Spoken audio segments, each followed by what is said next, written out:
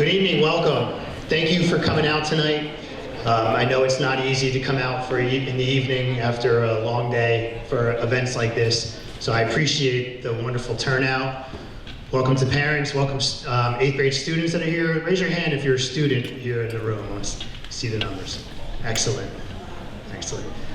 And parents, if I could just ask by show of hands, how many of you is this your first child coming to high school? That's what I expect. How many think your child's ready to come to high school? You don't have to answer that. I'm the parent of boys. My oldest is in 8th grade, and I've been in education for over 20 years, and I think I know it all, and I look at him like, there's no way you're ready to go to high school. I mean, there's so much we have to work on. So, it's normal. I can tell you they are ready, and it's gonna be a wonderful experience, and I hope I can paint a picture of that a little bit tonight. So let me just get started. So my name is Doug Walker. I'm the principal here at the high school. Just a little bit about me. This is my 11th year here at Chatham High School. I started here as an assistant principal 11 years ago. I made the comment at the presentation earlier tonight. When I came here 11 years ago as assistant principal, I thought, all right, I'm gonna probably stay for 5 years and then maybe look to move. Assistant principal is not really an easy job. There's kind of tons a lot of negativity with it, and we know how long I want to stay in that job. And here I am 11 years later. And the reason is that it is really an amazing place. The teachers in this school, and I've been in 4 different school districts over my 20+ year career, are just outstanding. Hardworking, empathetic, caring, creative, smart. The kids are magnificent. The mentoring that goes on between upperclassmen and younger classmen, how cordial they are with each other. It's really hard to replicate the environment that we have here, which is, here I am standing here as your principal still now 11 years. So just wanted to kind of give that little bit of feedback. But let me introduce, it's hard for me sometimes when I say I've been doing this for 20 years, like where did all that time go? And you start to realize when you're an adult working in schools that when you start to realize you're getting older, you always know the kids can't understand references that you remember from your childhood, certain movies, they have no idea. But you know you're getting old in the school when the teachers don't know those references. Right? And that's happening. That's officially started to happen. But you also feel young because the kids keep you young. I know what every emoji means on my phone because of kids. I know that Facebook's for old people and it's not cool. I learn these things and it keeps me up to date, but it's just sometimes it's just amazing how much the time goes. But anyway, on another note, let me introduce our other assistant principal. So standing here to my left is Connor Henderson. He is an assistant principal. Connor's been a teacher here at the high school for a number of years and dean of students and assistant principal. Sean Devine is an assistant principal here at the high school. He's also shared with the middle school. This is the first year of that. So he splits his time between both schools, which is really nice because especially with the transition from 8th to 9th grade. So he's available at CMS, he's available here, and he'll be a good resource for you if you have questions about the scheduling process or any things we're gonna talk about tonight, because he knows both buildings and he may know your child, where I wouldn't know your child at this point yet.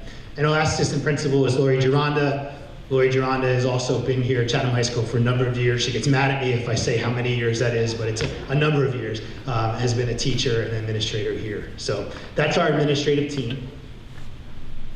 Tonight's presentation is one of 2. So tonight is the presentation on curriculum night, where we're going to talk about the scheduling process, a little bit about our course of studies, about the elective options that are available, and a little bit about some perspective when it comes to choosing courses at the high school, so that when we start this scheduling process soon, you're prepared for it. The second time that we'll get together, if you choose to come back, will be in May, and that will be more of an orientation to the high school. And in that presentation, we're going to talk more about what the day is like, how our bell schedules are, how our courses run in terms of periods, what does lunch look like, what can kids do during lunch, sort of like the day-to-day of how the school operates. We do these same presentations for the students as well. So our students that are here tonight, you're gonna, in the month of February, probably myself, Mr. Devine, maybe will come down and we're gonna present to the students during one of their phys ed classes some of what we're showing tonight. the kid version, a little bit more, right? But pretty much it's going to cover everything that you need to know. So these are the 2 events you can expect, along with a lot of other information that we'll be sending out to you about this process to make that transition from 8th grade to high school as seamless as possible for you. Because I know that it can be, there's a lot of anticipation of it, and I'm sure there's a level of stress that comes with that. So we try to make that as stress-free as possible. Okay, so our goal this evening is, kind of outlined right here. We're going to talk about preparing you for course selection, understanding the levels of the courses that we have here at Chatham High School, and talk about the electives that are available. Mr. Henderson's going to come up and talk about that. And I'm going to give you sort of a 4-year vision so that you're not just looking at what you're choosing for 9th grade, but you also can kind of see the 4-year progression. So let's start first talking about courses and course selection and teacher recommendations here at the high school. So anytime there's a transition from a school to another school, it's obviously one grade to another grade, there's a change, right? There's definitely, I'm sure you saw it moving from 5th grade to 6th grade. You'll see it from 8th grade to 9th grade. There's a little more rigor, there's a little more expectation, there's a little more, there's change, there's sometimes more students. That absolutely exists here coming from 8th to 9th. It's a big transition coming from 8th grade to 9th grade. It's a larger school. Your students who are here in the room were the big men and women on campus, and now they come into the high school and they're the underclassmen. And that there's an increase in some of the rigor of the work and the expectations. But what I can tell you is that what I've seen is they figure it out, and it goes really well. When the 8th graders come here in the beginning of the school year, they come into our schedule. There's a lot of freedom at the high school. There's more freedom than they're used to having in the middle school. We have a 55-minute lunch period because we have a common lunch. And so a lot happens during that lunch period, but they finish their lunch in 6 minutes and they don't really know what to do with themselves. And they're pacing around the building. And then what happens is they start to look around and there's seniors and juniors and they're 18 and 17 years old. And they're not doing those things, and there's a change that happens, and there's a maturity that happens, and they'll see it, and you see a real lot of growth and maturity, and we watch it happen, and it's kind of a cool thing. So they get there, but there are things that in the high school that will be familiar, and for the students, when you look at your academic classes, things that you're going to see that are familiar is you're going to be doing various forms of writing in English. You're going to be reading from many different genres of literature, conducting analysis of that literature. That should look familiar. In social studies, you're going to be working with primary and secondary source documents. You're going to be analyzing and interpreting them, supporting your judgments, supporting interpretations. That's going to look familiar. In math, you're going to be solving problems in different ways, applying different concepts, opportunities to collaborate with your peers. And in science, it's going to be very inquiry-based. That will look familiar. What will probably look a little bit different here at the high school is a little bit more of the depth that you'll go into. So in English and social studies, you can expect to have an increased expectation for reading, an increased expectation for the writing that you're going to be doing. There'll be a more focused instruction on writing in particular at the high school level than the level that you're probably seeing at the middle school right now. There'll be a more sophisticated analysis of text, even more opportunities for collaboration, a lot of Socratic seminars happening in classrooms. Very rare that I walk around classrooms at the high school and is there students in rows, teachers standing in front of the room speaking to them. It's very much students working collaboratively in groups, teachers moving around the room, facilitated learning, facilitated conversation. You'll see a lot of that. There'll be a higher expectation of how you explain the math that you're learning. Okay? A lot of real-world connections to that math. In science, all of our sciences are lab-based. Every single science class, whether it's a full year or an elective, is lab science. So there'll be a lab period for all of them. And so most of the science work that you're going to do is going to have hands-on, inquiry-based lab component to it, which really makes it exciting and interesting. And you're going to have interactions with students across grade levels. In elective courses, you could be a freshman, you could be in a class with seniors, you could be juniors. You'll see some mixing of grade levels there, which is really valuable, actually. and I think goes really well. So that's some of the things that will look different compared to what you've seen. So high school courses are based on credits. Okay, we have full year courses and we have semester courses. Full year courses are 5 credits. That's a full year. Your English class, your math class, your science, social studies. Elective courses are half year. They're either in semester 1 or semester 2, and they are 2.5 credits.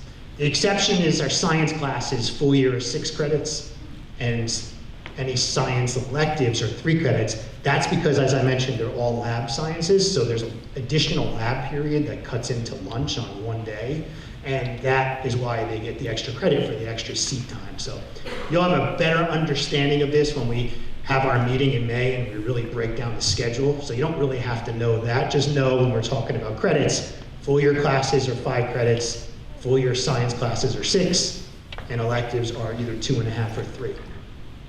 We're going to talk a little bit about study halls.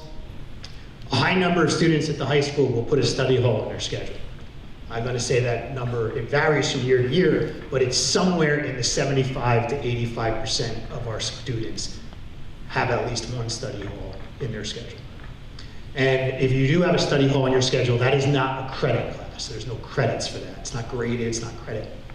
But it is a really good opportunity in the school day to be able to get caught up on work, get caught up on your studying, get caught up on homework, especially if you have a rigorous schedule with a lot of workload, and you also have a lot of after-school commitments, athletic teams, things like that. It provides that nice little break in the day to get caught up. I'm going to explain to you when I show you the number of courses you can take and credits that there is more than enough room in your schedule to take a study hall if you want. So this is what the state of New Jersey tells us a student must complete in order to graduate high school. These are the minimum requirements that equal 120 credits. Let me actually also preface that this entire presentation will be shared with you, posted online. It's also being recorded as a video presentation, and so you don't have to scribble everything down here because there's a lot in here, but I'll be sharing this with you, posting it on our website, and I'll probably email it out to you with some other information. So I forgot to mention that. So, as I mentioned, 5 credits per class, so English is a 4-year requirement to get to 20 credits. Student must have English all 4 years of high school. Student must have health, physical education. The rule from the state is every year that you're in school. So if you graduate high school in 4 years, then you would have it for 4 years. If you happen to be a returning senior, you would have phys ed again, because that's a requirement every year you're in school. And then the minimum requirement for science, social studies, and math is 15 credits. So for New Jersey, it's 3 years minimum to graduate. 2 years for world language, Chatham High School requirement, and then 5 credits in visual and or performing arts, 5 credits in 21st century. Every student is required to take a 2.5 credit financial literacy course before they graduate high school. That was put into law in New Jersey a number of years ago. Personal finance class, learn how to manage money, learn about things like buying cars, leases and apartments, how to be fiscally responsible. Great class, a lot of freshmen choose to take it, not as relevant in freshman year as it might be as you get closer to actually being in a more financial stable position and maybe moving on. So it's not, but it is a really great class. And then there's an additional 12.5 credits that can be in any elective. So that's the minimum to graduate. Here is a potential 4-year worksheet with just the minimum graduation requirements. So as you can see, there's 8 periods, 8 rows. That represents, say, periods. And if you take the minimum requirements, it kind of lays out like this. You can see that there's 2 open periods in grade 9, but when you get all the way to senior year, the only required courses for senior is English and phys ed. Now, most of our students will take an additional year of math, an additional year of science, additional year. But what's really great about this is that you have choice. So there are options for which science class to take. When you are in your first, second, and third year, there isn't so much choice. So on this slide where it says science, all freshmen take biology. and then all sophomores take chemistry. And then they'll get a choice in science in junior year to either environmental science or physics. That's where the first choice comes in. Otherwise, everybody's taking English 9, everybody's taking the math of wherever they're recommended for based on the math level that they're at in 8th grade right now, which could be a geometry, algebra 1, algebra 2, depending upon, that's one area where students are at different levels. Everybody's taking US History 1, and then whatever world language you're taking in 8th grade, you move forward. And then you'll have 2 spots, and we're going to talk when Mr. Henderson comes up later about how we fill those 2 slots with electives. All right, so talk a little bit about course levels. So at the high school, all of our departments and all of our core courses are offered in various levels. Okay, so our first grouping are levels C, B, and A. So I'll use English as an example. If you're in English 9, you can be in English 9C, English 9B, English 9A, and then there's Honors English 9. So that would be the 4 available levels, and I'm going to kind of explain those for you. The first point I want to make is that levels C, B, and A are all classified as college prep classes. Okay? What differs in them are some of the strategies and resources that are used. So level C is a special education resource class. So that course covers the standards of English 9. It covers it with a smaller class size, various different strategies to meet the needs of learners with differences, students with IEPs. But it also simultaneously has to meet the goals of the special education student's IEP. So that course is the level C. Level B and A are college prep courses that are following the same standards, preparing for the same state standardized assessments. What differs between them is in level A, you can expect a class size of 20 or more students, it could be 20 to 24 students. One teacher moving through the curriculum. Level B, that is designed for students who are capable of that level of work, but require additional support or strategies. So in level B, we will put a smaller number of students in that room. There could be 15 to 18 students in that room. We usually will have another adult in that room. It could be a special education teacher, it could be a paraprofessional, instructional paraprofessional. And that will allow those teachers and those students, those teachers to be able to employ more personalized and differentiated strategies in the instruction to support those students to meet that college prep curriculum. So if I was to give an example of that, in a level A course, if a teacher is introducing new content and going through it on our interactive whiteboards, speaking, and students are taking notes. In a level A course, students might be taking notes, independently in whatever format that they want. In a level B class, where a student may need some help with some of that organization, but is capable of the content, there may be a guided notes packet that's given to those kids to sort of help guide that note-taking. So there'll be different strategies that occur there in a level B course. And then our honors courses are our honors courses where there's a higher level of rigor, pacing that occurs. The student in an honors level course is expected to be more very self-directed, responsive to feedback, looking to grow, with a lot of effort and time and investing. There could be more expectation of reading outside of class to be able to apply that reading in class. Whereas in a B level or sometimes in an A, there might be more of a mix with some guided reading within the classroom and not so much independent, so that the teacher can interject and ask questions, and students can ask questions and things like that. So that's really the differences between the levels. I'm going to show you in a little bit, but they really all do have outcomes that are positive. I'm going to show you some data that just shows that students in our B and C level go to college. There's no course that precludes you from attending college. That's not a thing. Every course you can get into a school. It's just a matter of which school it is and the rigor of that college and things like that. So I'm going to show you some data on that in a little bit, just so you understand. So those are our course levels. So what's going to be happening now at the middle school is you're getting towards the end of the marking period there at the middle school. Teachers are going to be posting grades soon. We're ending our grading period here at the high school. At the high school, we grade on semesters. We don't grade on marking periods. So you get a grade for semester 1, you get a grade for semester 2. There's not a marking period 1, 2, 3, and 4. So we're ending our semester 1. The middle school is going to be putting their grades in, and then the next step in the process is their teachers are going to be making recommendations for the students here, your children, for the high school. And that's a process that has a lot of thought that goes into it and a lot of articulation. So our supervisors are K-12. So our English supervises the high school teachers, the middle school teachers, the elementary ELA teachers. So our supervisors have a very clear understanding of what's taught in the high school, how does it compare to the middle school, what is the skill set of the student who does well at various levels at the high school.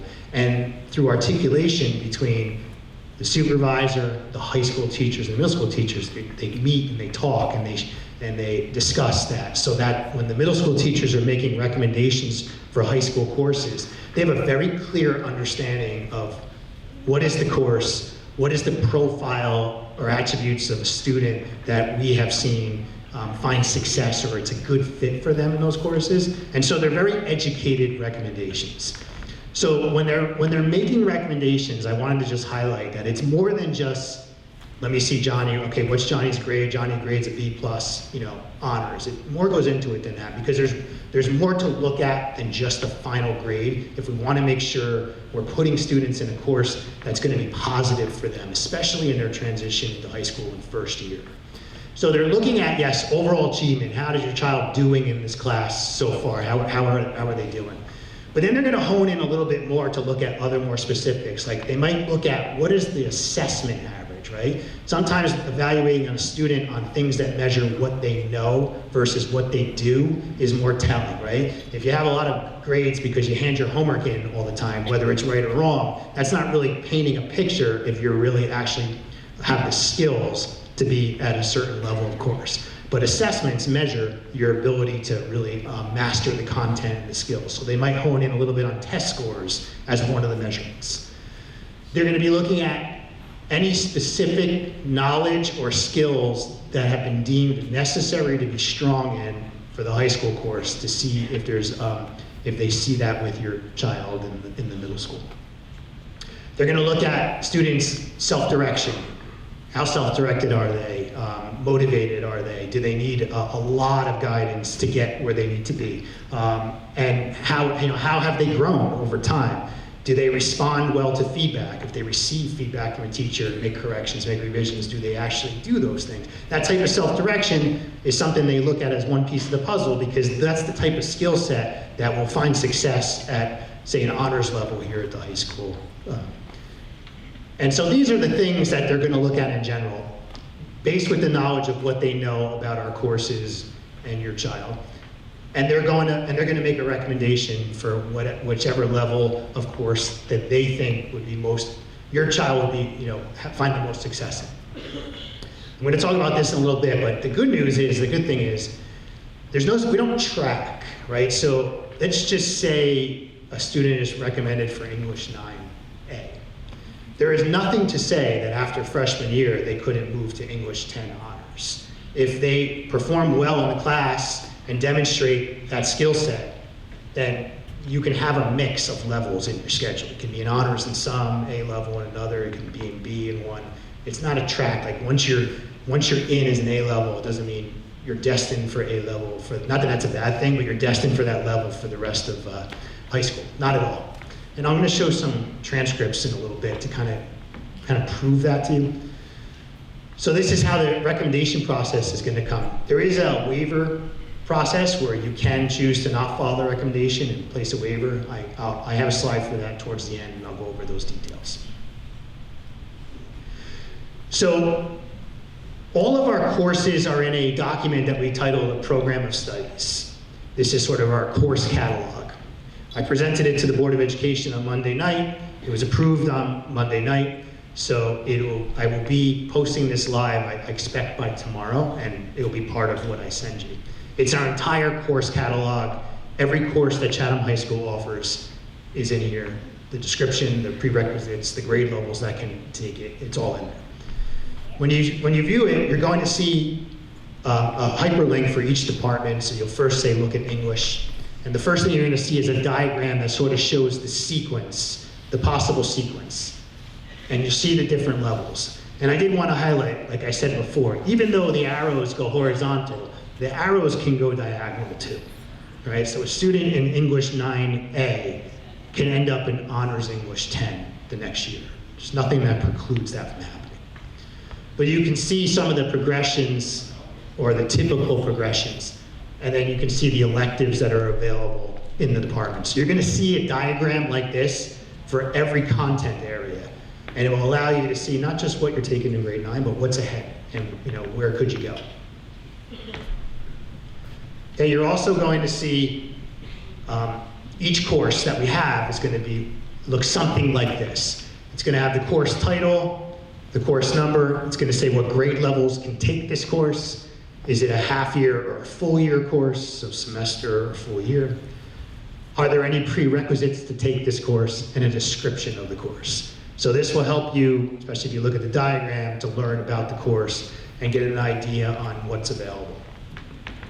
When the time comes, when Mr. Henderson will talk about for you to go onto the Genesis portal and pick electives that don't require a recommendation, we're going to provide you with instructions, and we're also going to provide you with a list of the electives that grade 9 students can take, so that you don't have to page through the entire program of studies to find which ones. But it's nice to take a look at this, so I'd encourage you with your child to read this 67 or 78 page document at some point, but page through it and get an idea on what's in there. In the front of this, the first few pages are a lot of our policies and procedures that are also important to peruse, maybe a little bit more once we get closer to transitioning. But like, what are the rules for schedule changes? What are the timelines for schedule changes? How do I add and drop a class? What is our grading policy? What happens if I drop a level? Like, those types of things are all in there too. Okay, so you're gonna hear a little bit about, I've mentioned the levels, the recommendations. You're gonna hear about the elective courses, because that's something that you're gonna be able to pick on your own. But a couple of just points I just wanna make is, the transition to high school is an important one. You want to try to build a schedule that is appropriate, that's well balanced. You want to make sure that you're providing your students, your children, an opportunity to have a good transition in, and also to be able to get involved in things here at the school. If the only thing you do when you're in high school is schoolwork and courses, you miss out on so much. There's so much opportunity at the high school for other things that are educational, fun, making connections, exploring interests, and discovering things that you may want to do when you leave the school. We have a number of electives, which you'll see. We have over 70 clubs that operate in this school: service, fundraising, interests. We have a really wonderful music, theater, performing arts program, a stage crew that has a significant number of students who help with our productions. We have over 36 athletic teams. We have 36 actually athletic teams, 500 to 600 athletes per season competing in a school of 1,240. There's just so many things that you can get involved in. So finding that balance so that when you come into 9th grade, you're appropriately challenged, you have an appropriate amount of rigor, but you also have some space to be able to get involved with some clubs, get involved with some activities. You know your children better than us. Some students can handle a really, really rigorous schedule and all these things well. Some students maybe not as well. But I do think it's important to find that balance. So, I do want to share this. The good news is this. This is the end goal that we see here at Chatham High School, year after year after year. 95 to 96 to 97 to 93, but it's always around 95, 96 on most years, in the 11 years I've been here. Of our students attend four-year universities when they graduate high school. 2% a two-year, around 3% other. I can tell you that of that 5%, there are many students in that 5% who are not going to a four-year college, not because they couldn't go, because they chose not to. But there is some really fantastic outcomes for our students here. So they are going to be very well prepared and ready for an outcome after 4 years of being here. I also want to dispel a rumor that every single student in Chatham High School has to have straight A's or they're not going to college at all. This is not true. A large number of our students have GPA ranges in the 3 to 4.0 range, right? They may not have ever taken a weighted course, or they've not received grades that were A's or even B's in some courses. And you can see kind of how our GPAs spread out. When I highlight that group of 3.0 to 4.0 range, like here's a sample of the colleges that they've attended with a GPA under 4.0. So very limited weighted classes, or not all A's. And it's a fine list of options available there. So I just wanted to kind of highlight that to say that there are a lot of options. I also want to share something that one of my lead counselors said to me the other day. Around December, all of the early decision applications that were put in by our students for college acceptances were starting to come in.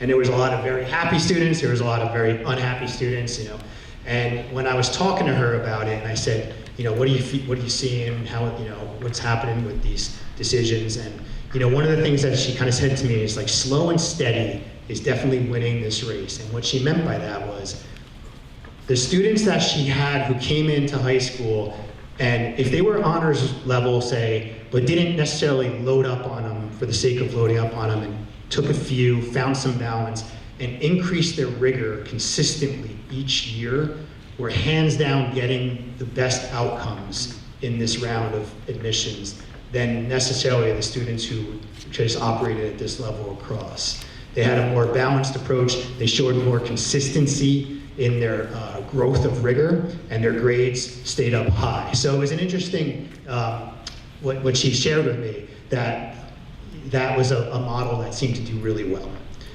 So I want to give you some examples of this, because I think it's important to see this, because I don't like talking about college and post-secondary so much at an 8th grade, 9th grade, but I have to be realistic. I know it's on your minds, right? We're worried about the courses we're going to put our children in 9th grade. Here's an example of a transcript of a student, and I chose students who are just academic, not athletes, not special circumstances. Before we had our courses labeled B, they were called concepts, so those are B-level courses. Student took 4 concepts classes in 9th grade, because that was what they were recommended for, B-level, was able to progress up in 10th grade in English, and was able to move to an A-level there. Grade 11, moved to 2 A-level classes, 1 in history, stayed in English, and then senior year, pushed a little bit, took 2 advanced placement courses, did well in terms of grades, ended up with a 4.0 with really not any weighted courses. And those were the college acceptances that student had when they finished. Another example here, a student who came in 9th grade, took 1 honors course, ended up being the lowest grade that they received that year. Moved on, moved back down in history, but moved up in English. Came into junior year, had 3 weighted courses there with English 11, took an AP class, first one, got exposure, level 4 honor Spanish, continued in 12th grade, 2 APs and an honors course. So, a progression and increase in rigor, okay?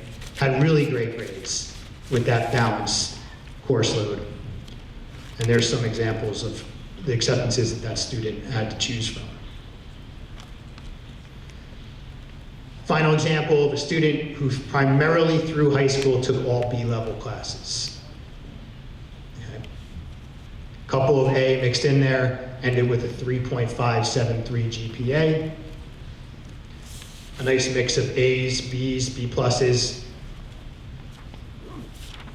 And those are the universities that person was able to go to. So, my point of this is that there's a path for everybody, that you need to know your child, you need to make a choice that is right for them, and that it can grow over time. So that was what I just wanted to share. So now I'm going to turn this over to Mr. Henderson. He's going to talk a little bit about electives, and then I'll wrap things up at the end. Okay? Thank you.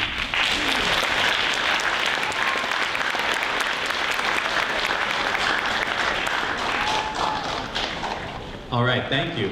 So I am going to speak about the elective offerings. We do have a lot of academic electives, but those are primarily available to juniors and seniors. So we're going to cover the electives that will be available next year to 9th graders, and then you'll get to see the course sequences that exist in the art, theater, music, family and consumer science, business, and then design and technology departments. Now, we have a variety of course offerings, and as a former elective teacher, take a lot of pride in that. You know, the best part of my job when I taught video production was having a group of students that actually moved through the sequence, and I'd get to have those students for 3 years. So by the time they were ready to graduate, you know, you really develop a close bond, and you're so happy to see them, you know, go off to the next thing. There are really two different approaches that a student can take in terms of electives. Some see high school as an opportunity to get a wide variety of experiences, so they may want to take 1 or 2 classes in each area to get a sense of what they're interested in, what might be a possible career path, and you'll see we really have something for everyone. Others come in knowing, you know, what they're passionate about, probably not thinking about a career path in 8th grade, but they at least know what they're really interested in, and they have the opportunity to start that sequence as a 9th grader and then progress to our capstone courses offered to seniors, which some of them end with an honors or an AP level course at the end of the sequence. So I'm going to go through each department here. The Fine and Performing Arts department, there is a 5-credit requirement. So that's either 1 full year course or 2 semester courses. In the Visual Art department, experiencing fine art is the prerequisite for any 2D or 3D art course in the sequence. Now, students who are currently taking Studio Art 8, which those students would know who they are here, that course would satisfy the requirement for experiencing fine art, and those students could actually bypass EFA and then go directly into drawing, ceramic, sculpture, or metal and fiber arts. And you'll see at the end of this sequence, by junior year, students have the option to take an honors pre-AP course in either 2D or 3D art, and by their senior year, AP, 2D or 3D art. And for our students who are interested in graphic design, there is no prerequisite. They can satisfy their requirement by taking graphic design 1 and 2. Our theater courses, if you're interested in being on stage or you want to get more comfortable in breaking out of your shell, I know they do a lot of charades in Theater Arts 1. We have Theater Arts 1, 2, and the sequence ends with Theater Arts Studio. And then a new course we're offering this year is Stagecraft. So it's exposure to all of the behind the scenes that goes into the production, lighting, sound, costume design, and marketing and production for the show. Our music courses, on the left side, you'll see full year music courses that are available to 9th grade students. So we have concert choir, concert orchestra, or symphonic band.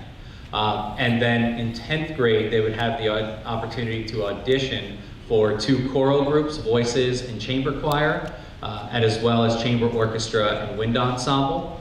And then there are 2 half-year electives available in music, music theory, and piano lab. Okay, and then there is a 5-credit requirement for the 21st Century Life and Careers department. So first we have Family and Consumer Science. You'll see that we have Culinary Arts 1, and then those students could continue with another half-year course. We also offer Early Childhood Development, and then Fashion Design and Textiles. There's a fashion design course. Early Childhood is a great course for anyone interested in working with children, or you possibly want to get into education. And all of those courses are half-year, semester-long electives. Next, we have our business courses. So I'll start, you'll see financial literacy in the bottom left corner. As Dr. Walker said, that is a graduation requirement. That's a semester-long elective. Advanced Placement Economics, which students can take their junior or senior year, will also satisfy that requirement. In terms of financial literacy, Students are closer to financial independence or personal finance and money management when they become an upperclassman. Some of our ninth graders choose to take financial literacy just to satisfy the requirement and know that they'll have more choice in their schedule along the way. But that is something to consider, taking that course when you're a little bit older.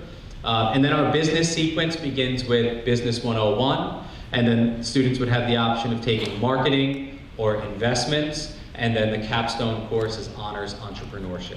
All of those, once again, are half-year electives. Okay, our video and multimedia sequence. Digital media design is an exposure to our computer-based design programs, and then students could begin in the video production sequence, which capstones with honors short films. And then we have our engineering and architecture track.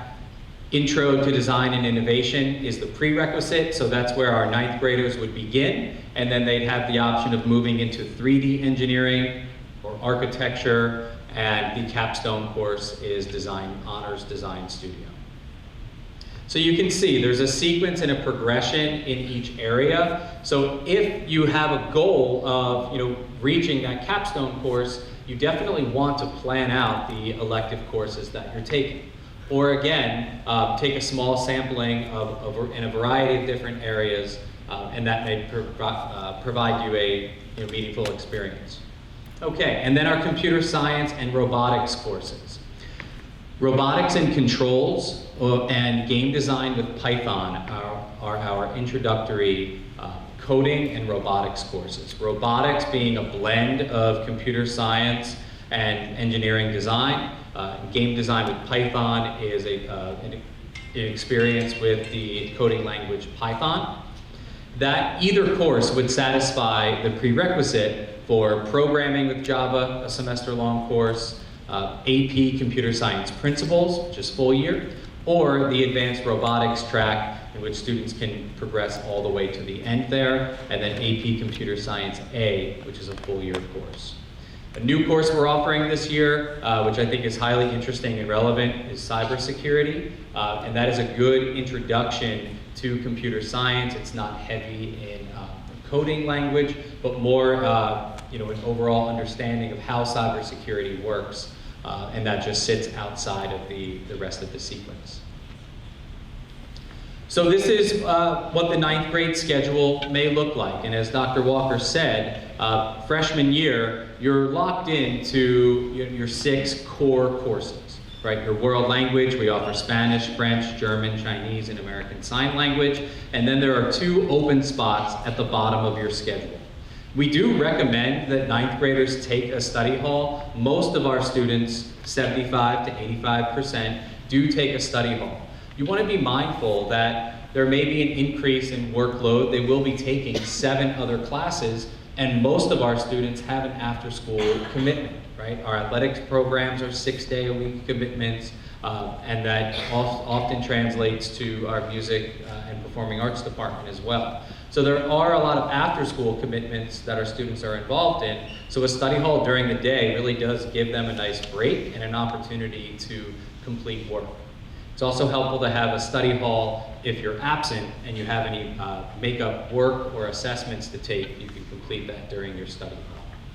But there is, even with a full year study hall, an open spot for a full year or 2 half-year electives as a ninth grader, and then you'll see all of the room in your schedule as you progress throughout high school. So, as Dr. Walker said, this presentation will be posted, it's recorded, you'll have the program of studies to review, but 8th graders, you may want to start thinking about what courses, what electives you might want to take when you get to the high school. You have a lot of great options. All right, thank you. I'm going to pass it back off to Dr. Walker.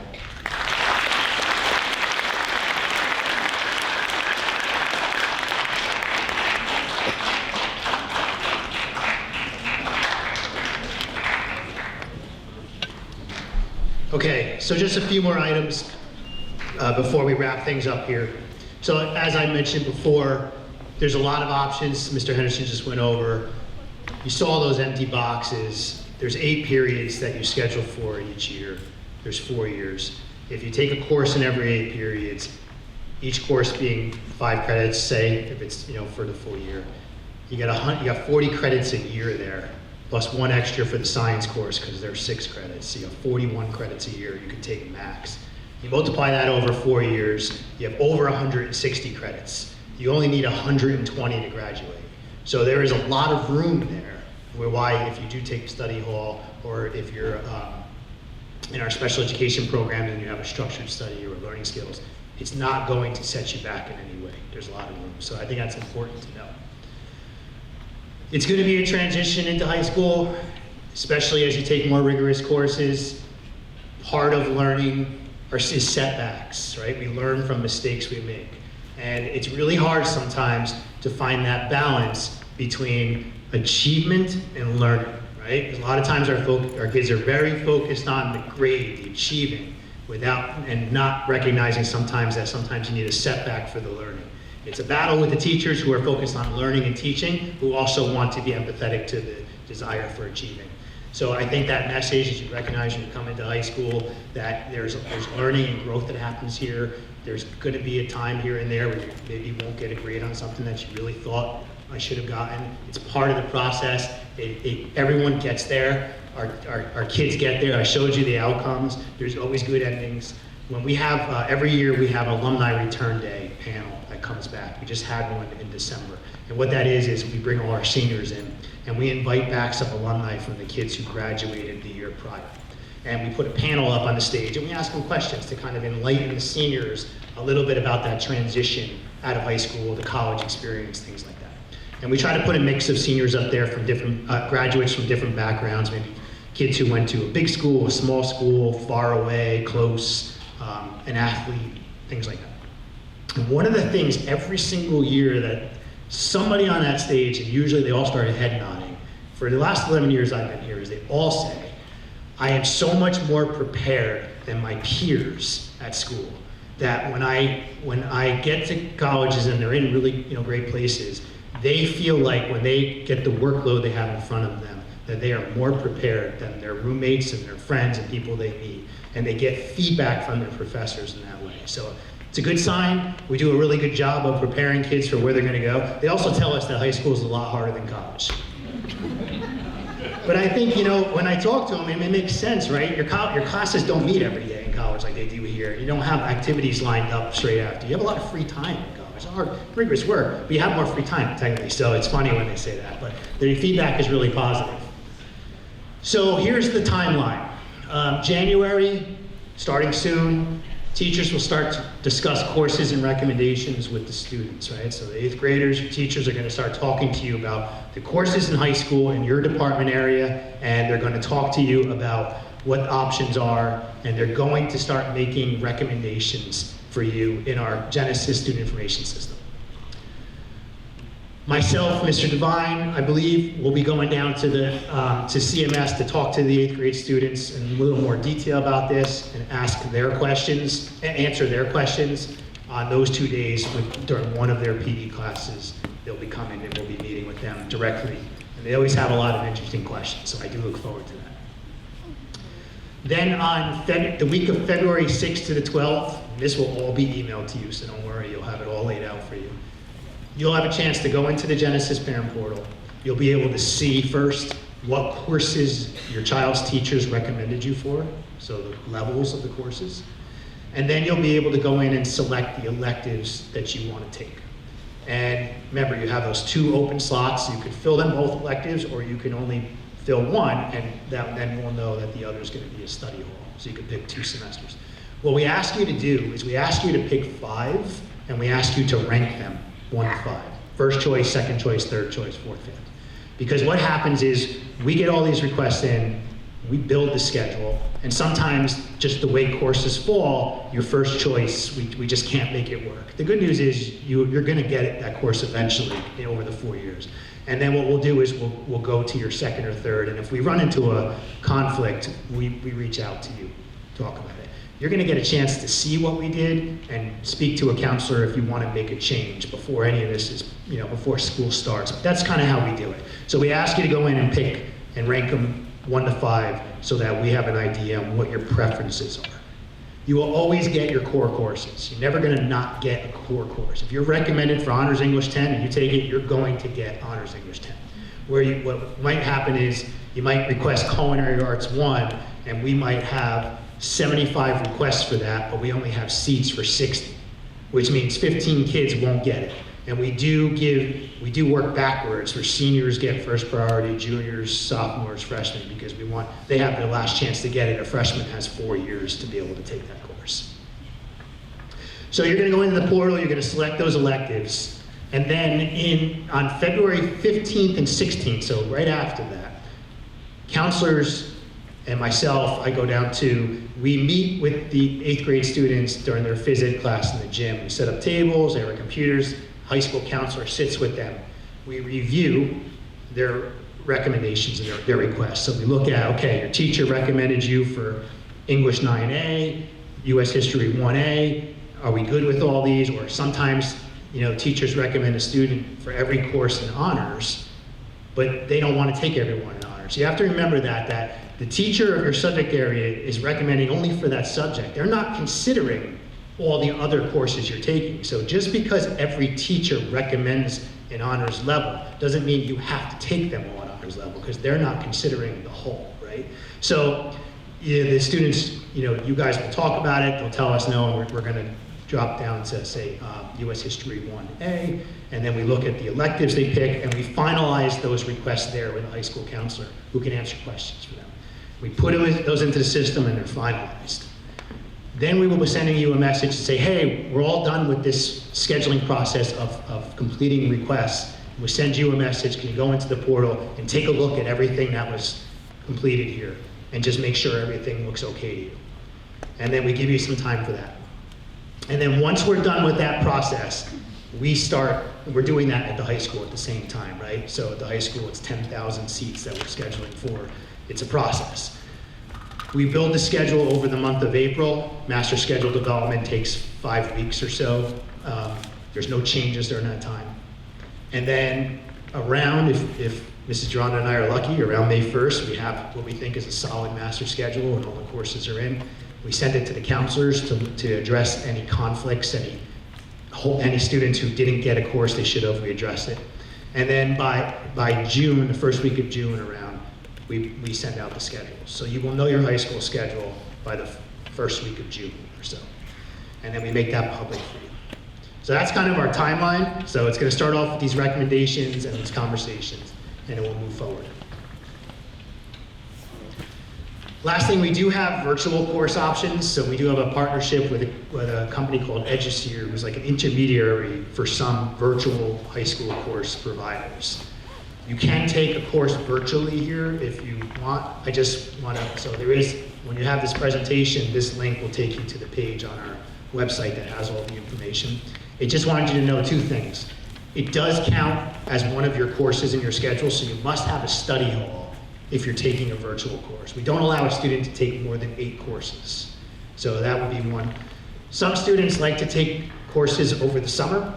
Some like to take them, sometimes some do in the summer before high school. If you choose to do that, we don't allow you, we won't accept the registration while you're still in 8th grade. So we can't have you taking a high school course while you're still a middle school student. So if you take a course over the summer, you would get the registration information around the middle of June. And then it would have to be done by August 15th. Now, there are some advantages. Some students like to do it because they see something on there they're interested in. I do want to caution you that if you're taking a virtual course that's in a required sequence, the experience is not going to be the same as taking that course in person at Chatham High School with the level of the rigor. So, if you take Spanish 2 on Eduseer, I can't sit here and say without certainty that you're going to be as prepared for Spanish 3 as our students who are here for Spanish 2. So think about that. Sometimes if you do it, elective courses are a little bit better where it's not sequenced, but that option does exist, and I wanted you to know about it. So lastly, we do allow waivers. So as I mentioned, the recommendations are thoughtful.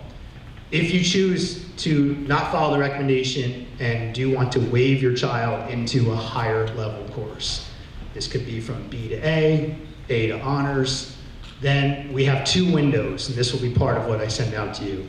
now and when we get closer to these dates. March 10th to the 17th is the first window. There are Google Forms, one for each department. If you want to waive into, say, Honors English 9, you click on the English form and you complete the request. Fill it all out, it goes to our supervisors and our counselors. Waivers that are put in that window are put in before we start building the master schedule. So what that means is if it's in then, you will get the course, unless it's an elective, like an AP elective, where we have no choice but to cut seats because we don't have enough seats for the number of requests. Some students just won't get that, but for the most part, if it's a core level class, you will get it.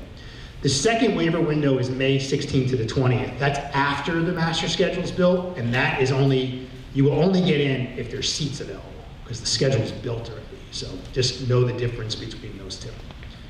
There are a couple of things with waivers, besides really considering it.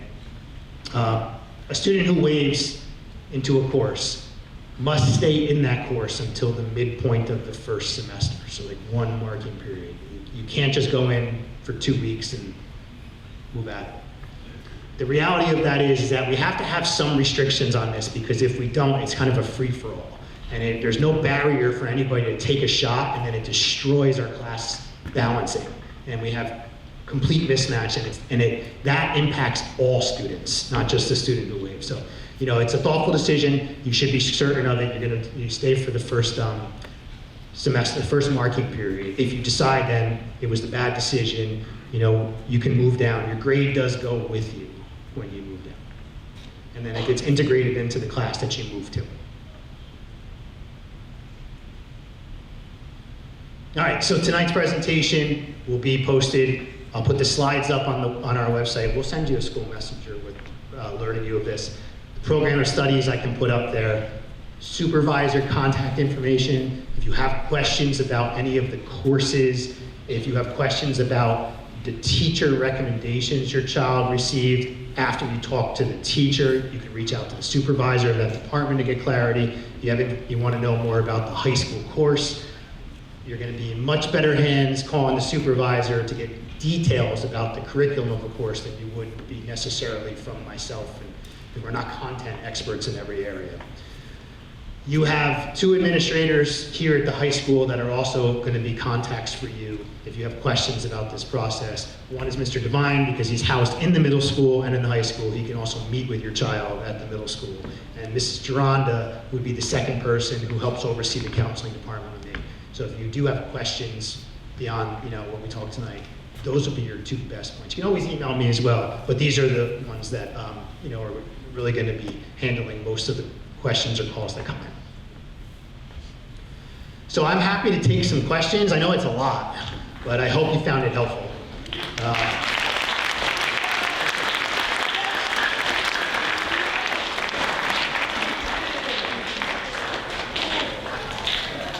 Any general questions that I can answer?